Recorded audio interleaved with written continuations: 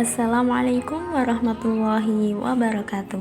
Halo, bertemu lagi dengan saya Neila Putri Priandika, mahasiswa magang 1 IAIN Tulungagung. Nah, di video yang kedua kali ini kita akan melanjutkan pembahasan materi yang kemarin, yaitu masih dalam bab 5, bab kurban dan juga akikah. Nah, di video kali ini pembahasannya adalah mengenai ibadah akikah, di mana yang akan kita bahas pada video kali ini mencakup 3 subbab. Yang pertama adalah pengertian akikah, kedua ketentuan hewan akikah, dan yang terakhir adalah waktu akikah.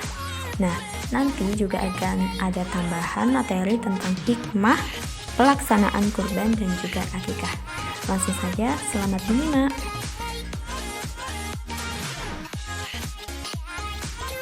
Yang pertama adalah pengertian akikoh. Nah, akikoh ini dalam bahasa Arab berarti rambut yang tumbuh di kepala anak atau bayi. Nah, sedangkan menurut istilah akikoh ini kemudian digunakan untuk pengertian penyembelihan hewan sehubungan dengan kelahiran bayi. Jadi apabila ada bayi yang baru lahir, kemudian orang tua menyembelih hewan sebagai wujud syukur kepada Allah Subhanahu wa taala, maka kegiatan tersebut kemudian kita kenal dengan istilah akikoh, gitu ya. Nah, kemudian untuk hukum akikoh sendiri adalah sunnah. Sunnah berarti apabila dikerjakan mendapatkan pahala, namun apabila kita tidak mengerjakan atau kita tinggalkan maka kita tidak akan berdosa. Jadi hukum akikoh itu adalah sunnah. Kemudian adalah jenis hewan akikoh. Hewan yang sah digunakan untuk akikoh adalah sama dengan syarat hewan yang sah digunakan untuk berkurban. Ini menurut pendapat sebagian besar ulama. Nah, jadi hewan yang sah digunakan untuk akikoh itu yang bagaimana? Nah, syaratnya itu sama dengan hewan yang sah untuk berkurban. Pada video sebelumnya sudah dijelaskan tentang syarat-syarat hewan kurban. Jadi silahkan teman-teman simak lagi pada video sebelumnya. Ini menurut jumhur ulama ya, sedangkan ada satu madzhab yang berbeda tentang pengertian syarat sah hewan yang digunakan untuk akikoh, yaitu pada madzhab Maliki yang berpendapat bahwa hewan akikoh itu terbatas pada kambing dan domba. Selain kambing dan domba ini maka tidak sah sebagai akikoh. Jadi madzhab Maliki ini hanya membatasi hewan akikoh itu pada kambing dan domba. Jadi misalkan kita mau akikoh, kemudian kita menyembelih unta, sapi, ataupun kerbau. Jika kita menganut madzhab Maliki, maka hewan tersebut tidak sah, akikohnya tidak sah. Nah, itu menurut pendapat Maliki. Untuk ketentuan selanjutnya yaitu untuk bayi perempuan itu 1 ekor, sedangkan untuk laki-laki itu 2 ekor, seperti itu. Pelaksanaan akikoh. Nah, jadi ada hadis yang mengatakan kapan sih sebaiknya akikoh itu dilaksanakan, yaitu seperti yang teman-teman lihat pada video ini, hadis riwayat Ahmad dan Imam yang 4. Bismillahirrahmanirrahim.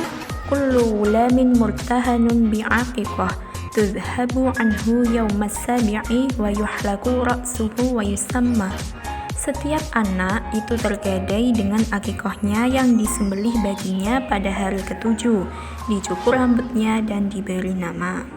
Itu menurut hadis riwayat Ahmad dan Imam yang 4.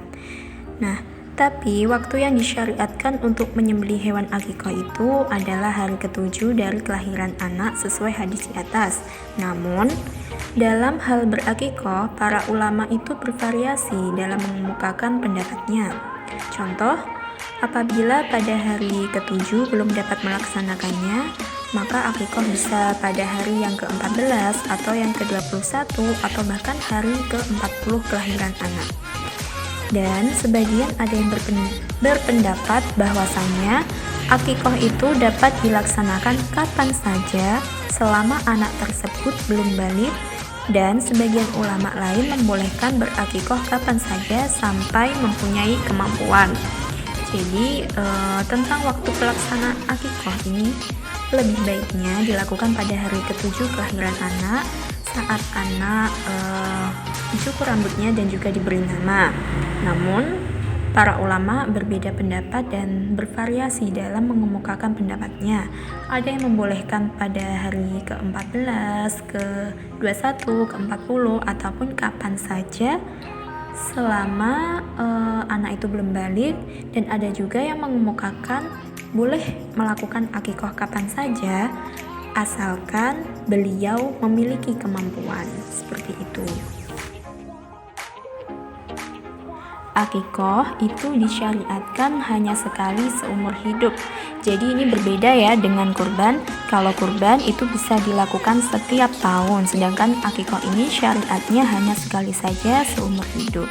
Nah, untuk pemanfaatan daging akikoh itu sama dengan pemanfaatan daging kurban, yaitu disedekahkan kepada fakir miskin, tidak boleh dijual walaupun kulitnya. Adapun orang yang melaksanakan akikoh itu boleh memakan dan menyimpan sedikit dari daging tersebut, kecuali akikoh karena nazar ya. Orang yang melaksanakan akikoh karena nazar tidak boleh memakannya, apalagi menyimpan dagingnya meskipun hanya sedikit. Nah, jadi seperti itu tentang pelaksanaan akikoh dan pemanfaatan daging akikoh. Materi yang terakhir yaitu hikmah kurban dan juga akikoh. Seperti yang teman-teman ketahui bahwa pelaksanaan kurban dan akikoh ini memiliki banyak sekali hikmah, baik untuk diri sendiri yang berkurban, untuk mereka yang menerima daging kurban, maupun untuk kepentingan khalayak. Nah, berikut akan saya jelaskan tentang hikmah berkurban dan juga akikoh. Yang pertama adalah hikmah berkurban. Hikmah berkurban bagi orang yang berkurban diantaranya yaitu menambah kecintaan kepada Allah Subhanahu wa Ta'ala, menambah keimanan dan ketakwaan, menunjukkan rasa syukur kepada Allah Subhanahu wa Ta'ala. Mengapa? Karena seseorang yang berkurban itu berarti telah menunjukkan rasa syukurnya kepada Allah Subhanahu wa Ta'ala yang telah melimpahkan rahmat dan karunia-Nya sehingga dia bisa melaksanakan kurban. Nah, itu menunjukkan rasa syukur. Kemudian memupuk sikap sosial yang baik. Dengan berkurban itu berarti seseorang telah mampu untuk berbuat baik kepada orang lain, yang diwujudkan dalam bentuk tolong-menolong, kasih-mengasihi, serta rasa solidaritas yang sangat dianjurkan dalam Islam. Kemudian adalah hikmah kurban bagi orang yang menerima daging kurban. Di antaranya yaitu menambah keimanan dan ketakwaan kepada Allah Subhanahu wa Ta'ala, menambah semangat hidupnya. Mengapa sih kok menambah semangat hidupnya?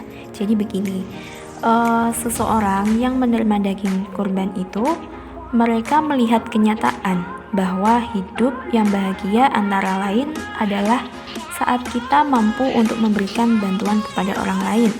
Jadi, orang yang menerima daging kurban ini akan semangat untuk hidup lebih baik lagi, agar dia juga bisa suatu saat untuk mengasihi, memberikan bantuan kepada orang lain. Seperti itu.